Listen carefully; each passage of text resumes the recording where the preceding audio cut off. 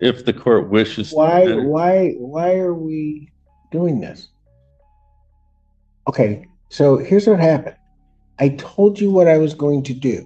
Enough said, You Judge. wanted to talk, then you wanted to respond, and now you want to go back, and you want to guys want to spend all day going back and forth.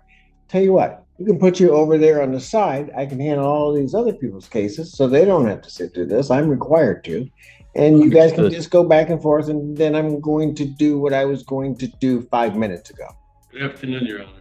Plaintiff Anthony Momena appearing on behalf of plaintiff.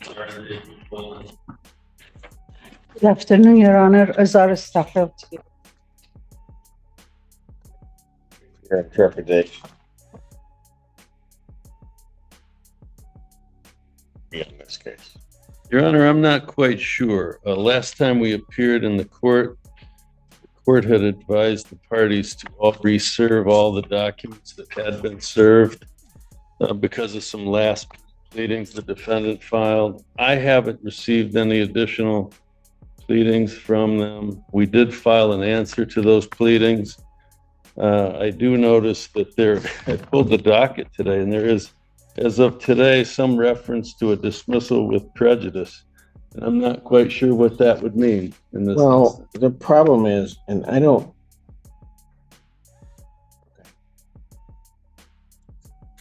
You've not received any documents that you attempted. Nothing since the original delivery that I placed on the record. Buckle up, guys. Today we're going to watch a courtroom spiral start almost instantly. The hearing opens with confusion, interruptions, and visible frustration from the judge, who makes it clear she already explained the process and isn't interested in endless back and forth. You can feel the tension building as the court tries to move forward, while the parties keep circling the same arguments. This opening clip perfectly sets the tone. Authority versus chaos, patience wearing thin, and a judge ready to take control before the hearing derails completely.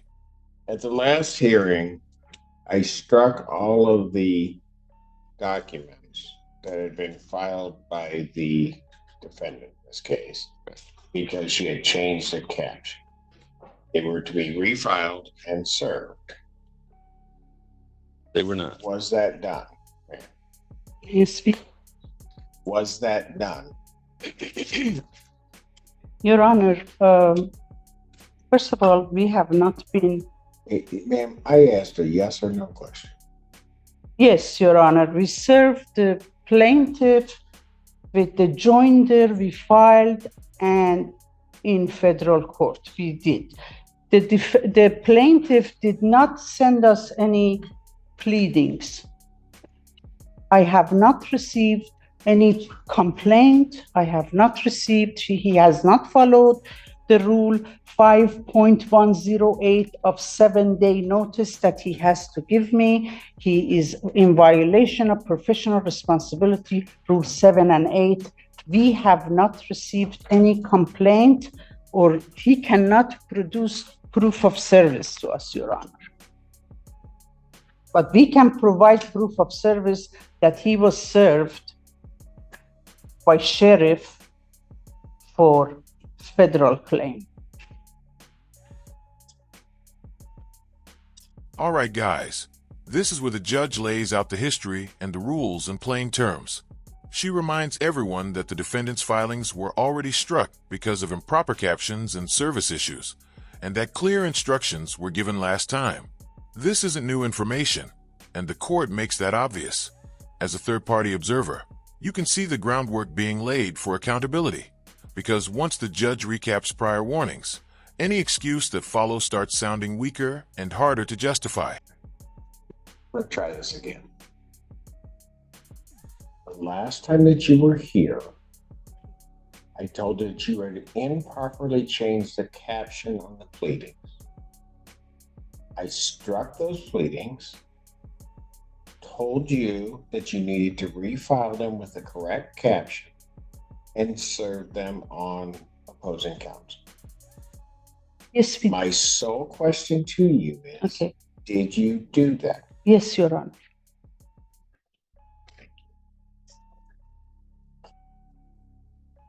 Did we get a new filing? Yeah, because if she filed them, and served them, they would be in my court file.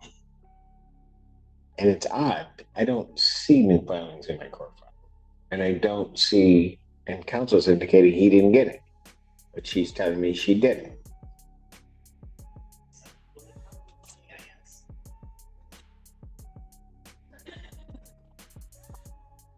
All right, guys, here's where things start slipping. The defendant jumps into rule citations, federal claims, and accusations, talking over the process instead of answering the simple question in front of her. From the outside, it's clear she's trying to overwhelm the situation with legal-sounding arguments rather than addressing compliance. The judge keeps pulling her back to basics, and that contrast alone tells you this exchange isn't going to end well for someone who won't stay on point. So according to JI Docs, today an answer and motion to dismiss was filed. That was, Not by me, Your Honor.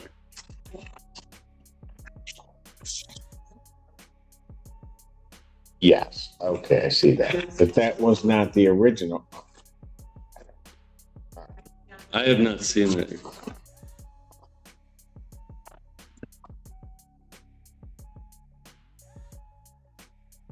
Service on here. I still have Carl Staffield on this case, and I don't know why. Because he's a resident too.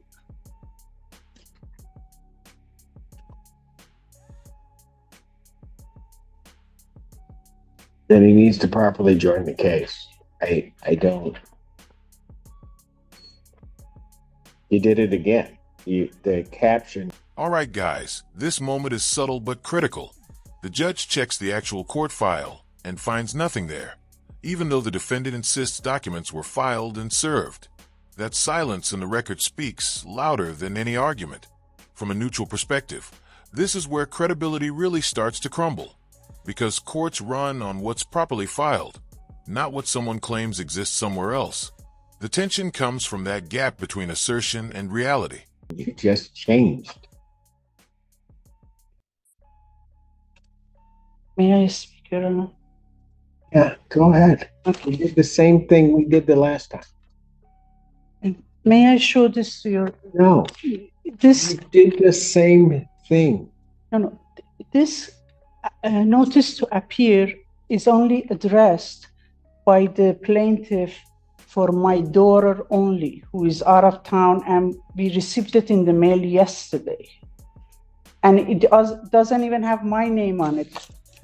Who filed this dismissal? We did. I did. You're not the plaintiff. I'm a counter plaintiff. Then how do you give me a notice of dismissal regarding this case That was and not sign it? I'm sorry. All right, guys, the judge realizes the same mistake has been repeated again. The caption error that already caused problems last time shows up once more, despite explicit instructions to fix it. The defendant tries to explain and show paperwork, but the court shuts it down immediately. As an observer, this feels like watching someone step on the same rake twice. It reinforces the judge's growing frustration and signals that patience is rapidly running out.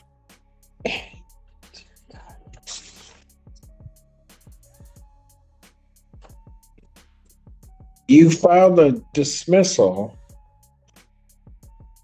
of the case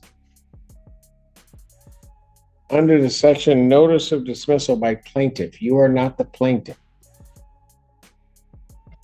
I am a counter plaintiff, Your Honor. I am not accepting any of these pleadings until you get the caption right. I'm not accepting these sort of random documents coming in as a dismissal, a notice of dismissal. The only thing that you would be entitled to dismiss would be to the extent you believe you have a counterclaim. That's the only thing you're going to dismiss. You can't dismiss his claim. Yes, Your Honor. All right, guys, this is where the procedural error becomes impossible to ignore. The defendant filed a notice of dismissal, but she isn't even the plaintiff. The judge calmly but firmly explains why that filing has no legal effect. From the outside, It's a textbook example of misunderstanding basic court authority. The suspense here comes from realizing how far off track the filings are and how little room the court has left to entertain them. May I say one more thing, please? Go on. My grandmama died, and we are flying out of US next week to attend the funeral. If you want to, I'm not going to allow you to continue to delay these matters through some improper procedures that you're employing. I'm not going to let that happen. My condolences on your loss, but I am not going to just continue to lay this matter out to have you continue to do the same thing. What am I doing wrong, Your Honor? I have already told you what you're doing wrong. If you don't think you're doing anything wrong, then maybe you need to get an attorney Okay. that's licensed to practice Okay. to do this. Okay. All right, guys. The tone shifts when the defendant brings up a personal loss and upcoming travel. It's an emotional appeal meant to slow things down. The judge offers condolences, but immediately draws a hard line, making it clear sympathy doesn't excuse repeated procedural violations. Watching this as a third party, you can feel the collision between emotion and law, and the court's refusal to let personal circumstances derail the process any further. Could we have next hearing after April 1st, please? I'm not going out that far. Your Honor, this is the third appearance in this case. Oh, I know. You gave her 2 weeks after the last appearance. To get everything right. And you admonished her to get an attorney at that point. I did. Yes. Striking those pleadings. Don't file anything else that's improper and not properly filed with this court. I'm just going to be that direct. Okay. Matter will adjourn to March 21st, 2020. If I may, Your Honor, briefly, just briefly, this is not a rent case, Your Honor. This is I know. termination of tenancy. The lease has been up for 60 days. She's staying in there. There was an escrow order that was filed. To our knowledge, she hasn't paid the rent. To our knowledge, she didn't pay the jury fee. To our knowledge, all these things have happened, and my client is being prejudiced by the moment here. There's damage occurring to the premises. There was construction and landscaping that was violative of the city ordinances and the HOA standards. We have a witness here today to testify that the property is being damaged as we speak, and we need. What way? There's significant runoff and sediment runoff. That the backfill was backfilled 4 feet to 5 feet to more over the base of the trees in the backyard, and that's been that way for some time. The fact of the matter is she's had more than, I'm defer to the court, of course, but she's had more than an opportunity. She's filed this federal suit. She's doing everything possible to delay our occupancy, and I just don't think it's equitable or right. It's up, of course, your decision, Judge. Oh, I know. She knows well what she's doing to buy time here. And she served all these pleadings. She claims she doesn't have an attorney. I read the pleadings. They were drafted by somebody other than her, it appears. She hasn't followed one rule. She hasn't served me once correctly. The person that's named in the incorrect caption isn't even a tenant on the lease. I don't know where they came from here, but they're non-party. My clients had to pay me to come in here and deal with all this sort of thing. And they've joined us in a federal case that names almost verbatim the same cause of action that's named in this very counterclaim that the court struck and apparently dismissed with prejudice. All I would ask the court is that I possibly could get if she wants to appeal this, and I would pretty much bet she's going to when the time comes. Let's get that process started. If at all the court would go along with us, let's get a judgment for possession entered. We can give them a little extra time if they want to put in the appeal period and get us our judgment and then she can do what she's gonna do anyway when she gets her day in court, according to her. She's been here 3 times. I've traveled from Oakland County I'm sorry to hear that. 3 different, yeah, me too. 3 different times to be here, Judge. None of what she files makes any sense. And it's just not right on my client's behalf to let my client continue to suffer while they occupy the premises without any consideration. She's going to appeal this if we win, and we probably will. The point being, let her appeal. Let's get that process started if that's what she's going to do. Thank you, Judge, for listening. Yes. Okay, good. I want to answer. All right, guys. This clip delivers the warning everyone saw coming. The judge tells the defendant, in no uncertain terms, to either fix the filings properly or hire a licensed attorney. There's no softness left in the message. From an outside view, this is the court asserting authority and setting boundaries, making it clear that continued noncompliance will not be tolerated. The adjournment feels less like a delay and more like a final chance. Go ahead. Your client, sir. No, you will address me. Okay, I apologize. His client, Your Honor, is a loan shark who bought our property in a redemption period and signed an agreement to let us buy this house back from him.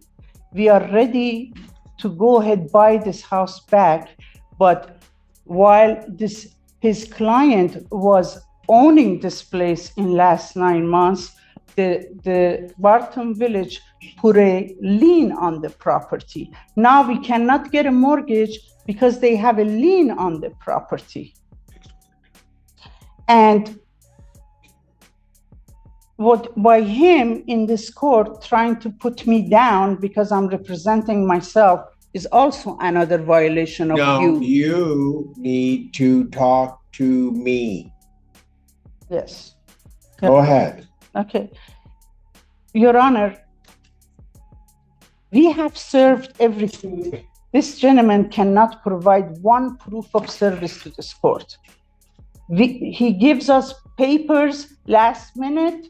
We received this in the mail yesterday. He did not serve us properly. That was the escrow order only. Okay. I'm sorry.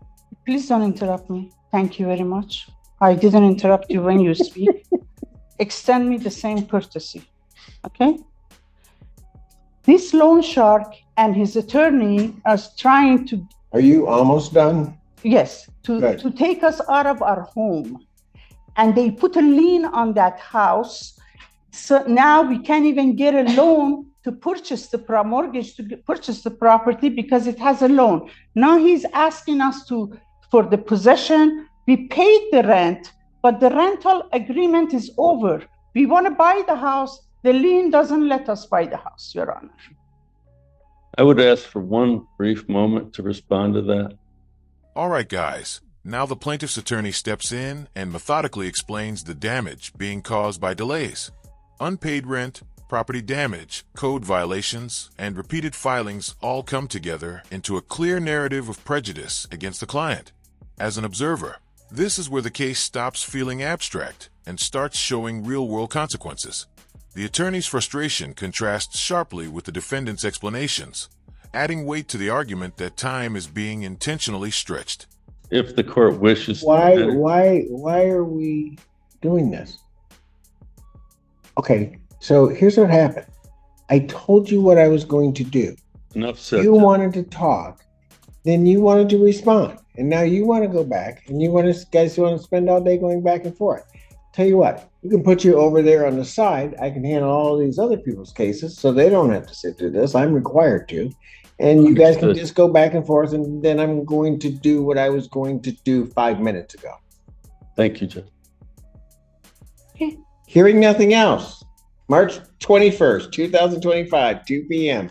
You get the pleadings right or get an attorney in here. Thank you. Thank you, Judge. Ma'am, you're not going to yell when you're in here. You're not going to whisper under your voice. I don't operate that way.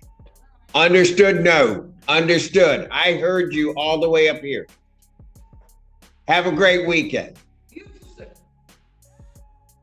Thank you, Judge. Alright guys, this segment is pure escalation. The defendant fires back with accusations, calling the opposing party a loan shark and alleging unfair treatment because she represents herself. Interruptions pile up, and the courtroom energy turns volatile. From a neutral standpoint, this looks less like advocacy and more like a meltdown, and you can sense the judge's patience nearing its limit as control of the room becomes the priority.